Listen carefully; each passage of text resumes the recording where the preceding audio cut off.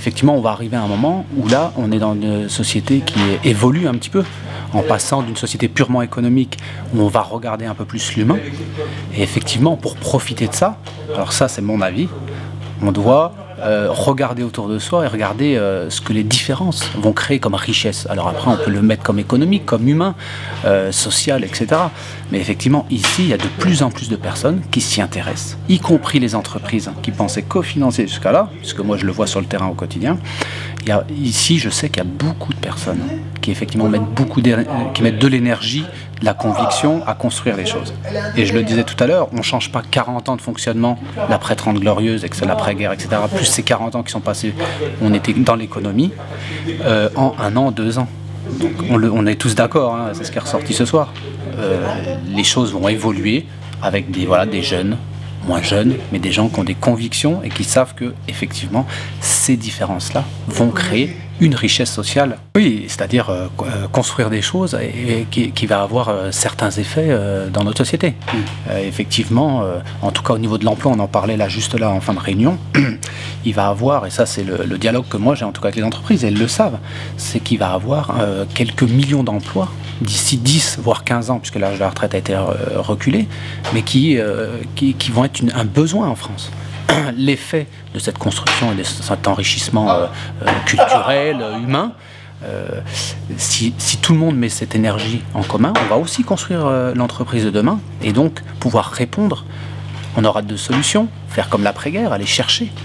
Et ça se fera aussi, hein, effectivement, en parallèle, aller chercher des ressources à l'extérieur du pays, mais aussi ne pas oublier ceux qui sont aujourd'hui éloignés de l'emploi. Comme là, vous voyez, j'ai dit bonjour à un sourd, et ces personnes-là aussi vont participer à cette construction sociale, toutes les personnes qui sont éloignées de l'emploi, y compris ce qu'on a entendu. Je trouve qu'il y a beaucoup, dans le terme discrimination, on parle beaucoup de personnes étrangères. Bon, après, je pense qu'il y a aussi, moi, dans mon quotidien, je vois aussi beaucoup de personnes qui sont éloignées de l'emploi, qui ne sont pas seulement étrangères.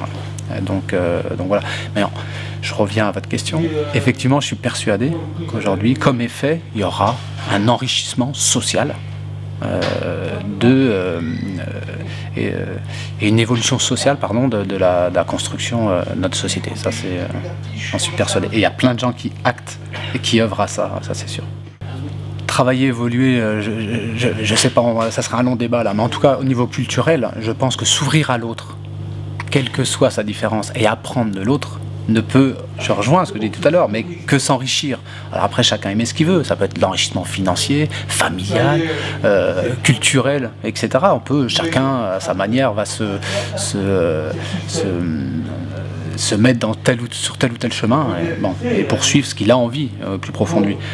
Après, moi je suis le premier à dire qu'effectivement l'enrichissement culturel, moi en tout cas celui que j'ai connu, que ce soit des personnes, j'ai travaillé à haut niveau, avec voilà, des gens qui ont réussi socialement, mais qui avaient aussi une richesse humaine, et d'autres personnes, voilà, dans les quartiers, je sais pas, j'ai du mal à faire cette différence. Moi. Chacun peut apporter à l'autre, et de ces différences culturelles, chacun aussi peut se construire et s'enrichir. C'est ce que je pense. Moi je vous dis, il n'y a que de l'espoir. Il faut avoir l'espoir, c'est important. Non pas par idéologie, comme on disait tout à l'heure, mais vraiment pour construire des choses concrètes. En tout cas, pour revenir sur le couloir tout à l'heure, je dirais le couloir, dans ce cas-là, il continue et s'éclaircit de plus en plus. Je suis persuadé au moment où je vous parle qu'il y a certaines personnes, on parlait d'éducation nationale, qui freinent certains développements, mais ça c'est en train de changer, qui s'ouvrent aussi. On sait qu'ils sont passés au recrutement de personnes qui venaient du privé et que le regard est en train de s'ouvrir justement par d'autres regards culturels, et c'est en train de se faire. Il faut que les personnes soient optimistes. J'entendais tout à l'heure, ouais, on peut y répondre par la violence. Non, surtout pas. Non, surtout pas. Il faut répondre par le sourire, par la compassion, par l'envie d'aller vers l'autre, et effectivement de construire ensemble. Et ça, tout le monde en est capable.